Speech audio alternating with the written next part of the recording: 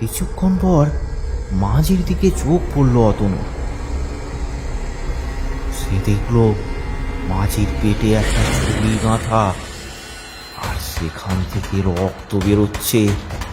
এ কি মাঝি, তোমার পেটে ছুরি গাঁথা কেন? মাঝি ফিরে তাকালো অতনুর দিকে।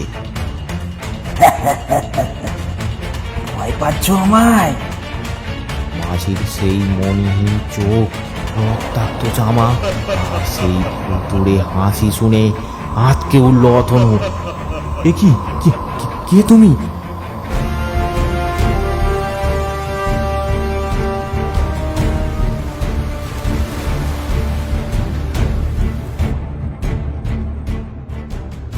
নৌকা চলতে শুরু করলো। আশপাশের কিছুই প্রায় বোঝা যাচ্ছে না। আচ্ছা মাঝি ভাই, নিশিপুর গ্রামে যেতে কতক্ষণ সময় লাগবে? তা প্রায় 40 মিনিট লাগবে। এতক্ষণ সময় আমার এই মাঝির সাথে কাটাতে হবে? এখানকার মানুষগুলো কেমন আজব। আমরা আজব লোক নই বাবু, শয়তান তো শহরের লোক। এ কি, আমি তো মনে মনে বলছিলাম, তুমি শুনলে কিভাবে? চমকে উঠল অতনু। এ কি করে সম্ভব? তার মনে কি চলছে তাই লোকটা বুঝলো কি করে? আমাকে সাবধান থাকতে হবে। কেন যে আসলাম এই রাতে? ভয়ের সাথে এবার প্রাণহানির আশঙ্কা করলো অতনু।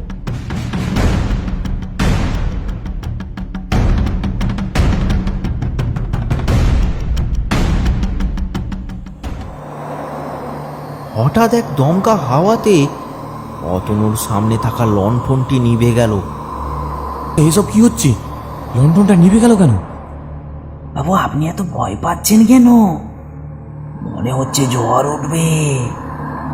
সে কি, এই নির্জন নদী পথ, তার উপরেই মাঝি। এখন যদি ঝড় ওঠে?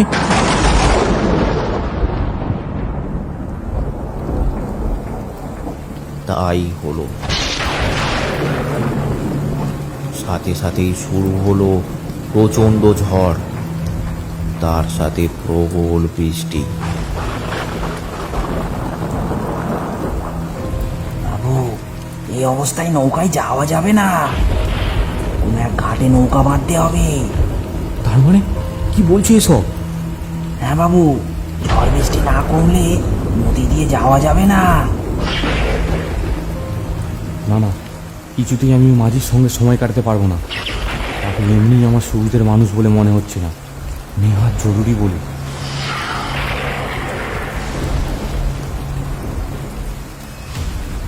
এ কি মাঝি কোথায় গেল? চমকে উঠল অতনু। ভয়ে তার হৃৎপিণ্ডের গতি যেন বন্ধ হয়ে গেল। তবে কি আমি যা ভেবেছিলাম সেটাই ঠিক? এদিক ওদিক তাকাতে তাকাতে পেছনে ফিরে অতনু দেখতে পায় একটা ছায়া। এ কি, ছায়াটা কার? তারপরই অতনু দেখতে পায় মাঝি দাঁড়িয়ে, হাতে তার লণ্ঠন। এ কি মাঝি, তুমি তো নৌকায় ছিলে না?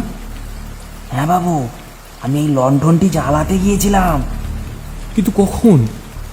বাবু বাবু আপনি অযথাই ভয় পাচ্ছেন। বৃষ্টি তো প্রায় কমেই এসেছে বাবু, তবে এবার যাওয়া যাক। হ্যাঁ হ্যাঁ, যত তাড়াতাড়ি সম্ভব চলো। এত তাড়া কিসের বাবু? যত তাড়াতাড়ি এই নৌকা থেকে নামতে পারবো ততই আমার মঙ্গল। মাঝি নৌকায় এসে বসল। নৌকা আবার চলতে শুরু করেছে।